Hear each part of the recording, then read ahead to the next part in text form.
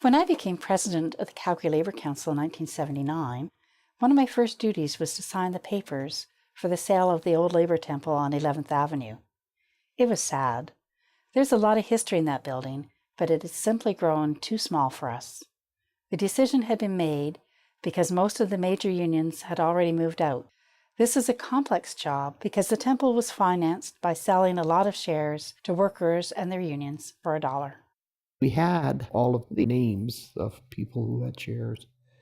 And my boss at that time was business manager of the Bricklayers and Allied Craftsmen's Union, was Carl Victor, and he was president, volunteer position of the Calgary Labour Temple. And so it became my job to go looking for the people who had bought these dollar shares. And so I learned a little bit about history that way.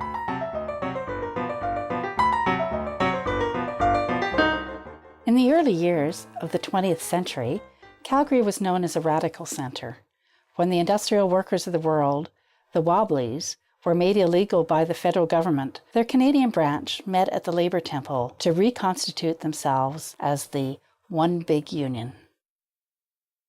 Take possession of the means of production, abolish the wage system, and all live in harmony with the earth. The One Big Union went on to play a pivotal role in the Winnipeg General Strike. I remember the fellow by the name of Tom Fick from Winnipeg. He was a fellow that was involved in One Big Union.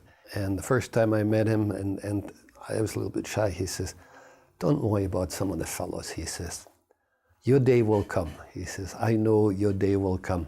Just sit back and listen, and if they don't want to talk to you at first, you're an outsider at first, when the first time you come in. Union isn't one person. The union is a membership, and you have to make sure that there's always somebody coming up in the ranks. That's democracy."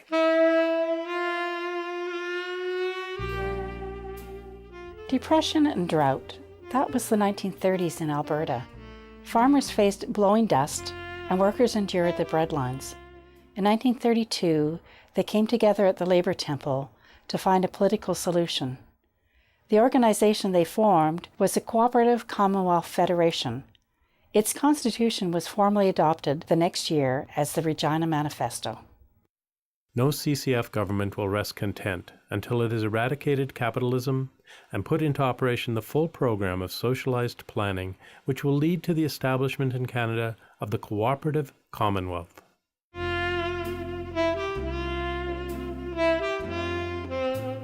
By 1935, there were very few people at Labour Temple meetings. Union membership had dwindled to marginal levels as workers were forced to take any work they could find just to feed their families. At that time, all the unions existing in Canada were being attacked by the employers, not only by layoffs, but by deliberate, continual policy of wage cuts. And any fringe benefits they ever had, everything was being stripped from them. The employers were at war with the working class openly. However, some organizing was going on, especially among the unemployed. Believe it or not, Calgary made history. We were the first city in Canada to form the Central Council of Unemployed Unions. 1,000 relief camp workers from all over BC gathered in Vancouver. Under the leadership of Slim Evans, they boarded freight trains heading on to Ottawa. Calgary supporters began their preparations. The women made 2,400 sandwiches in the Labour Temple. When the train stopped on 9th Avenue, the trekkers were met by Calgary activists, including Pat Lenihan. They formed up and marched to the Stampede grounds, where they stayed for 2 days. When they left, 500 Albertans had joined with them on the trek. On July 1st, 1935, the RCMP violently broke up the On To Ottawa trek in Regina. 1 man died, scores were injured, and more than 100 trekkers were arrested.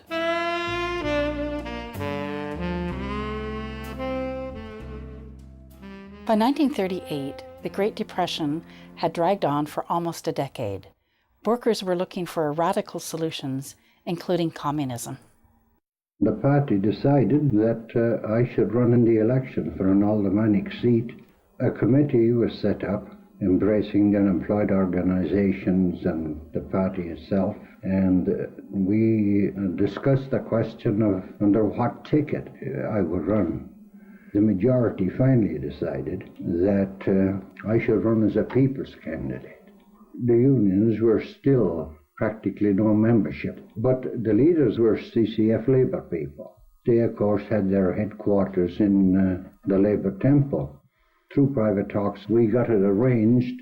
Anyway, when election day came around, we had all the polls manned and we had a good machine. That night, about 9 o'clock, we knew that I was to be elected. This rare example of cooperation on the left elected a majority of aldermen, Lenehan and 3 from the Labour CCF.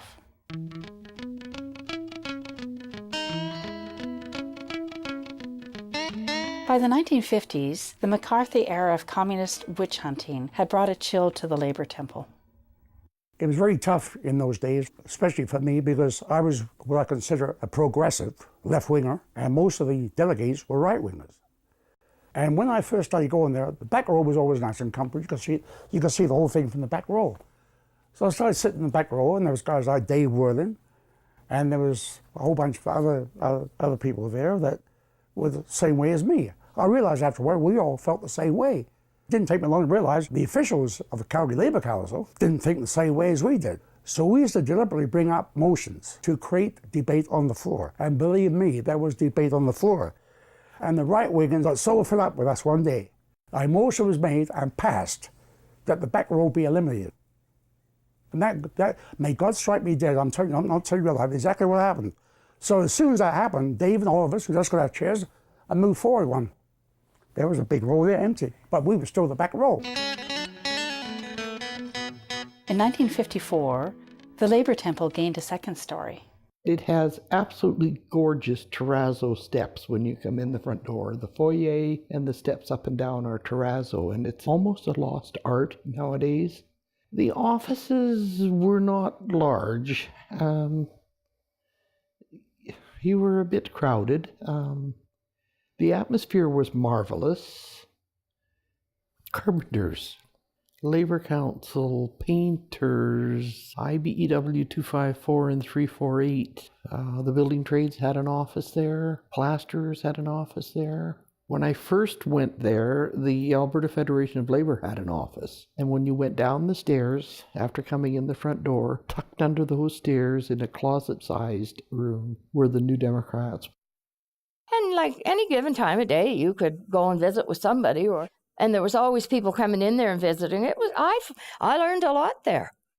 We all got along really well. We used to have a ball, Stampede Week. We used to go to the Noble Hotel. We called it the Hoddle Nobble. And we would bring beer back from lunch and put it in the water in the back of in the tanks on the toilets and have cold beer. It was really a relaxed time, a period of time. The idea of a national union of public employees, which became CUPE, was born in the Labour Temple. Our first meeting, I'll never forget it. We met on a Saturday in a small room about the size of the kitchen here in the Labour Temple. And right in the centre of the floor was about 4 dozen beer in a big tin tub. And there we are, all the prophets, the wise guys sitting around this tub and discussing the building of the provincial body. Calgary, we had 37, 38, local 8, and that was it, I guess. And then we had 2 from Lethbridge, 1 from Medicine Hat, and we had the clerks from Edmonton, the outside from Edmonton. We had 10 or 11 locals, and they agreed. After a day, they all agreed that we'd call a convention. We also had endorsed the idea of a national organization. Do you know that the Calgary Labour Council was responsible for the formation of the public ambulance service in the city? When I came here in Calgary in '49, there were 2 private ambulance services, one that ran on the North Hill and one that ran on the South Side. And they received, I believe it was $100,000 a year from the city to run their privately run ambulance service, which wasn't very good. I remember several times you go to a car accident, and if the competition company was ahead of you, you would block their back door so they couldn't get their stretcher out. And if they had a patient in the car, we'll say if there's a car accident, there's a couple of patients there, they might have left one in their car, sitting in their car or on a stretcher, and they've gone to go get other patients out of down in a ditch or wherever. We'd come along and we'd steal their patients and put them into our cars and take them away. We used to do that to each other lots. Sometimes there would be fist fights would be involved. We always left our ambulances running. You know, you just left your keys in your car and running. Well, sometimes you'd get back to car and your keys would be gone. They shut your car off and throw away your keys. For many, many years, we pleaded with City Council to form a publicly run ambulance service. We were turned down. One thing led to the other, and I got support. We got support from some of the aldermen. They finally realized that something had to be done. The aldermen formed a committee to look into the whole matter. Art Roberts, one of our delegates, was appointed to the committee. So once again, we went before this committee with a brief outlining our reasons why there should be a publicly run ambulance service where no profit was involved. After about 2 more years, they finally brought it in the late 1960s, I believe, or early 1970s. They finally brought in a publicly run ambulance system. After that, other cities followed. But we were the ones, in my opinion, because we kept plugging away. But it was a much better service with the city taking over. At least you were guaranteed pay, you were guaranteed clothes and uniform to work.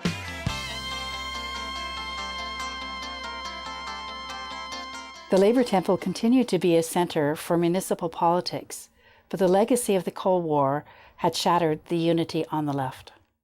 I tried to form a civic party called the Calgary Labour Action Committee. We drafted a constitution, we drafted bylaws, we drafted a program, but I made one big mistake, a mistake which I regret to this day. When I was introducing the program, and I said, anybody in Calgary who is opposed to the present administration can join our group for $5 per member, and that would include socialists, Tories, liberals, communists. As soon as I said the word communist, it was picked up by the press, and it was an uproar.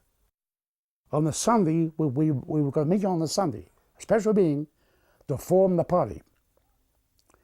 And as soon as the motion was introduced, a person jumped up from a member of the Local 37, who was opposed to the issue in the first place. He moved the motion that the meeting adjourn. It was carried. And that was the end of that party. The focus shifted from Labour putting forward its own candidates to giving support to existing candidates who promised to respect Labour's principles. It was always known that the Labour movement elected the mayor, always elected the mayor. And if you wanted to be a mayor, you had to be on the right side of the trade union movement, and particularly the public sector unions. And then we used to always get candidates. They were happy to come and talk to us because they knew we could get our people out to vote. And we worked hard at it, especially in the civic unions and the school board unions. We used to say to them, you can elect your own boss. Like, get out here and get busy. Then the city changed to a ward system. That knocked it out. Because prior to that, you got a city-wide vote. The working class are not concentrated in this city, in one particular spot. And no matter where the working men were, no matter what end of the city they were in, they could vote for you. You see, as a Labour man, we lost all representation on hospital boards, library boards, civic bodies. The Labour Temple was also the centre for organising around national and international issues.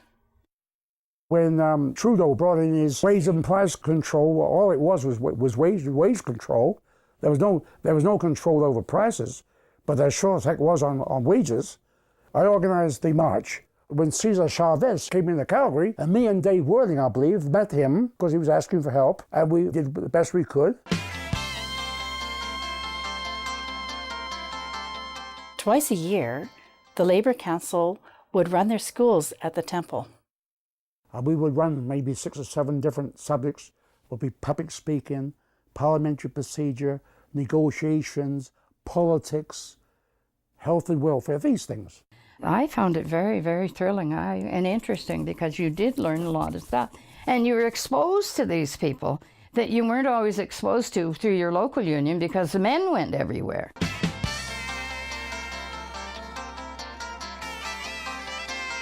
Meetings at the Labour Temple were changing. More women were getting involved.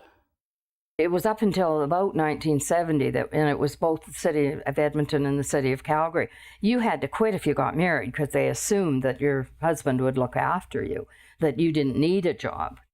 When there was only a couple of us, or 3 or 4 of us women, they kind of tolerated us. But after it got, if you kind of got more and more women, they weren't terribly nice. It was really quite a chore to go to union meetings. And the only time we did was when it was negotiations. But when we did go to a union, and it was in the Labour Temple, in the meeting hall down in the basement, the first thing they would do is make an announcement that there were women at the meeting, watch your language. Well, as long as you didn't say very much and you put your hand up at the right time, they didn't say anything. It was that kind of tolerance. They didn't, as long as, but if you, and of course me, I was always set to mouth. I would always bring up stuff. They didn't like that. If you wanted to bring in something like, for example, we were always fighting daycare legislation. You could talk to your boo in the face and you couldn't even trade, I'll support this for you if you support this for me. They just didn't have a clue. Slowly, we began to make our voices heard. I was vice president of the Labour Council. I was the second vice president of the Alberta Federation and was instrumental in trying to, get women's issues brought to the forefront. That was, although I was interested in social issues, and I can remember saying that sometimes they weren't women's issues, they were people's issues. I thought it was really a place to help working people, and I always remember too, when I first got involved, particularly when I went to Labour Council, you could get up and say whatever you liked, within reason, of course, and nobody said you're stupid or you're not or whatever. They didn't always agree with you. A lot of times they didn't agree with me, but they gave you the right. The Labour history didn't stop when we sold the temple. It became the Flamingo Restaurant. We used to gather there after our meetings and talk about how to turn the motions into action. The last official function in that building was the 50th anniversary of the On To Ottawa trek.